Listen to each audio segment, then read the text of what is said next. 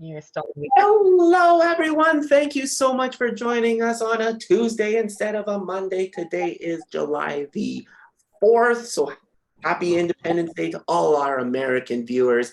And of course, happy belated Canada Day for all of our Canadian followers. My name's Alex Ward, broker and owner of Maxwell Devonshire Realty and the 2022 Broker of the Year for the Realtors Association of Edmonton.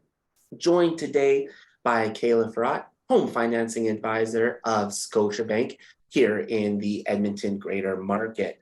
If you're listening to us on our podcast, thanks so much. Make sure you download so you can get all of your upcoming content. If you're watching this on YouTube, smash that subscribe button so you don't miss a single moment. And if you're watching this on YouTube or on Facebook Live, hello, Facebook world. Make sure you like and follow.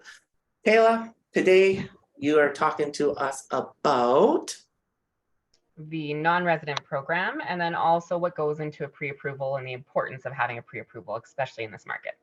Yeah, so last week we learned about the temporary ban on foreign buyers, but that doesn't mean if you're a new immigrant or an immigrant to the country, you still can't qualify for a mortgage. There's just some rules about it, and that's what Kayla's here to talk about today. So Kayla, the floor is yours.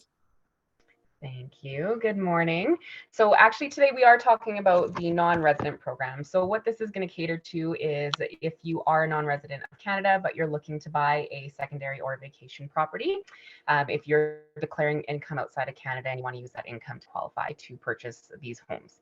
So if you are, there's a lot of different things that go into the qualification in this type of program, depending on if you are a resident of the United States or any other country. That's kind of how we have the two categories there. So what we're going to look for with this type of approval is we're going to look for your United States United States Credit Bureau or International Credit Report. That's one piece of it. If you do have a Canadian credit report, say you have dual citizenship, then we will take a look at that as well. Then we're also going to take a look at the income piece as well. So depending on where you are working and where you're declaring your income is what we're going to look for. So there's a lot of different pieces that can go into that. And depending on if you are considered business for self again, or if you're getting a salary or hourly from a company. So that'll be different depending on where you are. Now, in the United States, we commonly look for a lot of the things that we'll look for here in Canada as far as income verification. If you are in a different country other than the US, then you have to be working for a Fortune 500 company. We do have a list of those to be able to qualify for this program. Now, any of your debts that you have outside of Canada, we do convert to Canadian currency, and we do include that in the qualification, obviously, because that is your liabilities that you are paying monthly, and that all goes into our credit application. Your down payment has to be on deposit in a Canadian financial institution for at least 30 days before you take possession of the home. And the only mortgage programs that are excluded under this specialty program is going to be your progress draw, any kind of purchase plus improvements program. We're not able to facilitate using this non-resident program. So a bunch of different moving pieces there, but if you do know somebody or yourself that's looking to get that secondary or vacation property here in Canada and you're wanting to use that income that's outside of Canada, then definitely give me a call. Let me know what your situation looks like and we can talk about if this program might work for you. So that's our kind of piece, kind of pairing with our foreign buyers ban last week. Now, I do want to touch on pre-approvals, especially the importance of pre-approvals in today's market. Right now, it is a seller's market. Obviously, we know that there's not a lot of inventory on the market right now as far as homes go. So when you are buying your home or you're looking for a home, you want to make sure that you have that confidence moving forward if you want to make an offer, because things will move quite quickly in a seller's market, right? Especially if there's multiple offers, that kind of piece there. So when you are doing a pre-approval, there's a couple different pre-approvals that you can get depending on where you go. Now, sometimes if you're sitting down with a financial person, they might just ask you for what your income looks like. So they might just say, how much do you make yearly? What are your monthly liabilities? What are your monthly payments? And they kind of just plug everything in number wise, and they give you a number that you can look for. They say, okay, well, based on what you told me, you can qualify for a $400,000 purchase price with 10% down.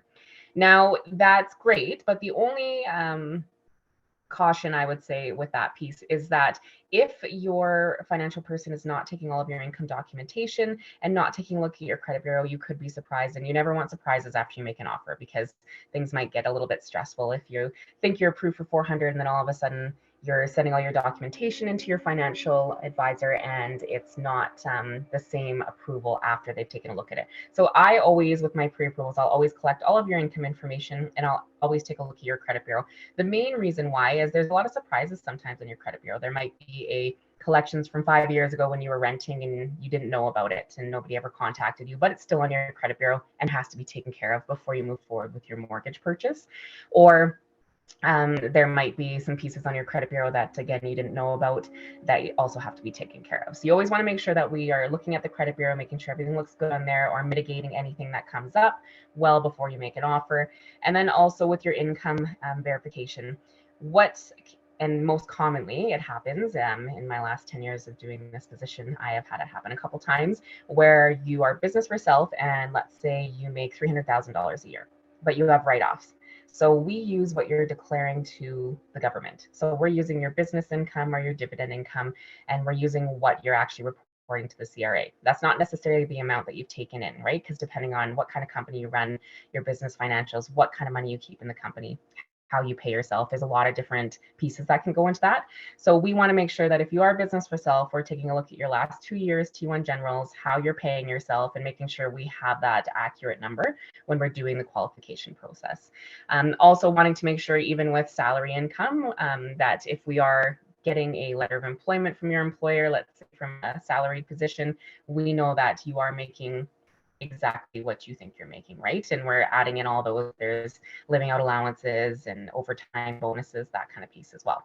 So it's really important to take a look at those that income documentation to make sure that we have those accurate numbers so you have your full confidence in your buying power when you're wanting to make an offer. So that's what I do on my side of things, is I will take all of that paperwork, make sure that we're all good to go. We have a discussion about it, and then I'll provide a pre-approval letter to you and also to your realtor so that you're both confident when you are, again, making those offers. And again, it makes things a lot smoother. It's a smoother process once you do make an offer because we've already taken care of all the paperwork side of it. So when we're sending in that approval, things are going to go a lot quicker, right? Which is also really good in this kind of market and just good for the overall experience as well. So that's kind of what we do as our pre-approval side of things. So just always make sure you have that pre-approval piece and you have asked all the questions you need to ask, and you're both confident, your realtor and yourself, going forward with the offer.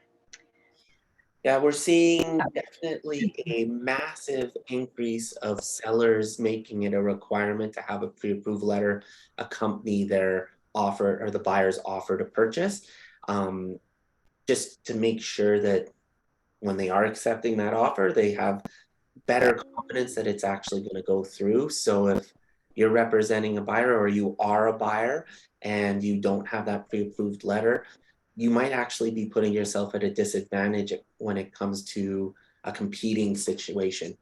Even when there isn't competition, there's still lots of sellers that are requesting those pre-approved letters to ensure that they've at least begun the process, right? So, yeah. So speak to Kayla because she's gonna hook you up. Yeah, that's all you really got to say about that. Absolutely. And it doesn't take long either. We get all that paperwork and it doesn't take long to put together that pre-approval piece. So Yeah, and the best part is because all the data is collected up front, if you do make an offer shortly thereafter, you have everything.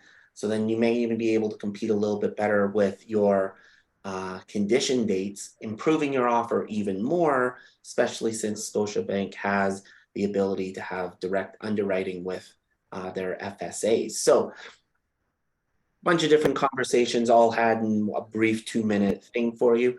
Most importantly, if you are considering looking at buying, definitely give Kayla a call. She'll be able to help you out. Kayla is with Scotiabank. She's a home financing advisor. My name's Alex Ward, and I'm the broker owner of Maxwell Devonshire Realty.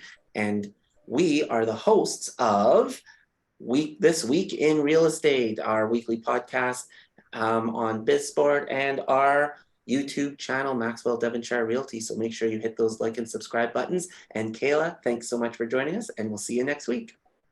thank you. See you.